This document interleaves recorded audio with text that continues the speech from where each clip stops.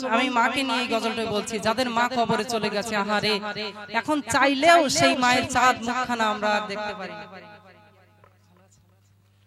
আমরা চাইলেও বাইরে কষ্ট করে এসে বাড়িতে এসে সেই মায়ের চাঁদ মুখটা আমরা আর দেখতে পারি না। আহারে কি দিন চলে গেছে। মা মা আমাদের জন্য কত কিছু চেয়েছে, ভালো চেয়েছে, কিন্তু স্ত্রীর কথা শুনে মাকে কষ্ট দিয়েছি। সেই মা আজ বাঁশবাগানের কোণে, বুকটা ফেটে যায় সেই মায়ের চাঁদ মুখটা দেখতে। অনেকেই তো আছে কবরস্থানের পাশে গিয়ে কবরের বেড়াটা ধরে কেঁদে যারে যার হয়ে যায়, বলে মা একবার আমার কাছে ফিরে এসো, একবার আমার কাছে ফিরে এসো, তুমি ছাড়া কেউ আমার আপন নেই। তুমি যখন ছিলে আমার দুঃখ কষ্ট মা তুমি বুঝতে, আমি তোমাকে ভুল বুঝেছিলাম, স্ত্রীকে খুশি করার জন্য তোমাকে কষ্ট দিয়েছিলাম। মা আজ তোমার কাছে যে ক্ষমা চাইবো সে সুযোগটাও আমার নেই, একবার আমার কাছে ফিরে এসো। সেই স্ত্রীও আজ পর হয়ে গেছে, সে আমাকে খুশি রাখে না, আমার মনে কষ্ট দেয়। আজ তুমি থাকলে মা আমার এই চোখ দিয়ে পানি পড়তো না। আমি বলছি আপনারা শ্রবণ করুন। মা তুমি কেমন আছো,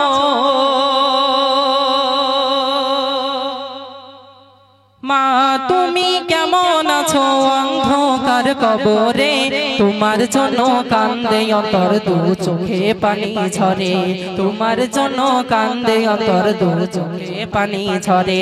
মা তুমি কেমন আছো, অন্ধকার কবরে তোমার জন্য কান্দে অন্তর, দু চোখে পানি ঝরে, তোমার জন্য কান্দে অন্তর, দু চোখে পানি ঝরে।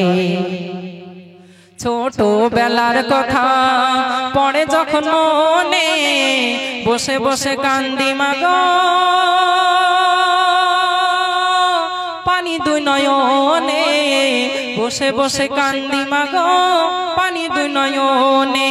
ছোট বেলার কথা পড়ে যখন মনে, বসে বসে কান্দি মাগো, পানি দুই নয়নে, বসে বসে কান্দি মাগো, পানি দুই নয়নে। আমার দুঃখ বোঝার মতো, আমার দুঃখ বোঝার মতো কেউ না সংসারে, তোমার জন্য কান্দে অন্তর, দু চোখে পানি ঝরে, তোমার জন্য কান্দে অন্তর, দু চোখে পানি ঝরে। আহারে যে মায়ের চাঁদ মুখের দিকে দেখলে যুবক কি আর মক্কা মদিনায় যেতে হতো না হজ করার জন্য, বাড়িতে বসেই নফল কবুলিয়াত হজের সওয়াব পেত। একবার বলুন সুবহানাল্লাহ। সেই মাকে আমরা নিজে হাতেই মাটি দিয়ে চাপা দিয়ে রেখে এসেছি, না জানি কি অবস্থায় মা আমার আছে, ওই বাঁশবাগানের কোণে কি অবস্থায় মা আমার আছে। কবি লিখছে শুনুন। খোকা বলে আমায়, খোকা বলে আমায়, যেই মা পালন করলো খাওয়ায়ে বুকের দুধ, সেই মাকে একটুখানি দিতে পারিনি সুখ, সেই মাকে একটুখানি দিতে পারিনি সুখ। যেই মা মন করে, যেই মা পালন করলো খাওয়ায়ে বুকের দুধ, সেই মাকে একটুখানি দিতে পারিনি সুখ, সেই মাকে একটুখানি দিতে পারিনি সুখ। শোয়ায়ে দিলাম মাকে, শোয়ায়ে দিলাম মাকে মাটির ঘরে, তোমার জন্য কান্দে অন্তর, দু চোখে পানি ঝরে, তোমার জন্য কান্দে অন্তর, দু চোখে পানি ঝরে। মা তুমি কেমন আছো, মা তুমি কেমন আছো, অন্ধকার কবরে তোমার জন্য কান্দে অন্তর, দু চোখে পানি ঝরে, তোমার জন্য কান্দে অন্তর, দু চোখে পানি ঝরে। আদরিন সোহাগিনী এমন দরদি মা, পৃথিবীতে মায়ের সমান কেউ তো হবে না, পৃথিবীতে মায়ের সমান কেউ তো হবে না। আদরিন সোহাগিনী এমন দরদি মা, পৃথিবীতে মায়ের সমান কেউ তো হবে না, পৃথিবীতে মায়ের সমান কেউ তো হবে না। ইনামুল হক কান্দে, কত যুবক ভাই কান্দে হারিয়ে মাকে, তোমার জন্য কান্দে অন্তর, দু চোখে পানি ঝরে, তোমার জন্য কান্দে অন্তর, দু চোখে পানি ঝরে। নারে তাকবীর, নারে তাকবীর। আহারে এখনো পর্যন্ত যাদের মা বেঁচে আছে খবরদার সেই মাকে কষ্ট দেবেন না, সেই মায়ের সাথে অসৎ ব্যবহার করবেন না। তা না হলে কিন্তু মা হারিয়ে যাবার পরে ক্ষমা চাওয়ার মতো কাউকে খুঁজে পাবেন না।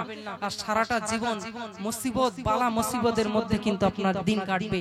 আপনি হয়তো একটা জায়গায় বার হয়েছেন, একটা জায়গায় যাচ্ছেন কোনো কাজে চাকরি বাকরিতে, মায়ের দোয়া নিয়ে যদি আপনি বার হন, আমার বিশ্বাস এতদিন ধরে আমি অনুষ্ঠান করছি, আমার বিশ্বাস যদি সেই দিন আপনার কপালে কোনো অ্যাক্সিডেন্টও লেখা থাকে আর আপনার মা যদি হাসি মুখে বাড়ি থেকে আপনাকে বিদায় দেয়, দোয়া করে যে বাচ্চা তুমি যাও, তুমি যে কাজে যাচ্ছ যাও, আল্লাহ তোমায় হেফাজত করুক, আমার এই বিশ্বাস যদি সেই দিন অ্যাক্সিডেন্টও আপনার নসিবে লেখা থাকে, আল্লাহ পাক সেই মায়ের দোয়াতে আপনার ওই অ্যাক্সিডেন্ট থেকে মুক্তি দিতে পারেন। একবার বলুন সুবহানাল্লাহ।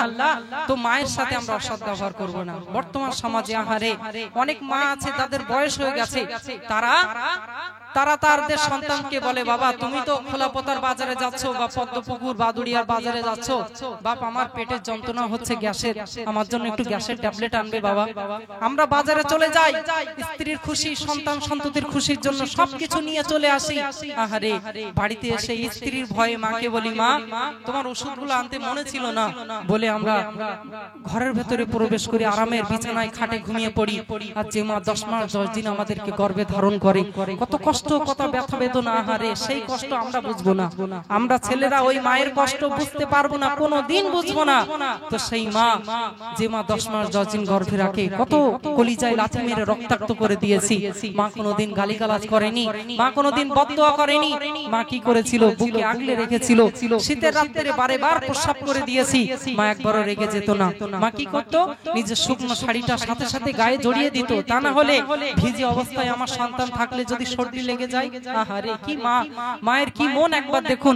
নিজে ভিজে কাঁথায় সারা রাত জেগে জেগে কাটিয়েছে, আমাদের জন্য শুকনো শাড়ি জড়িয়ে দিয়েছিল। আজ আমরা সেই মাকে কষ্ট দেই।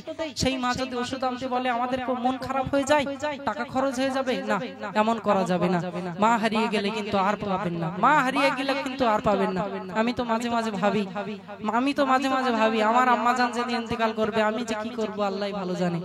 আমিও হয়তো দুনিয়ায় থাকবো কি থাকবো না, আল্লাহ যেন আমাকে সবর দেন। কেননা দুনিয়ার নিয়ম, একদিনকে সকলেই যেতে হবে। কুল্লু নাফসিন যায়িকাতুল মাউত, জন্ম যখন আমাদের হয়েছে মৃত্যু আমাদের হবে।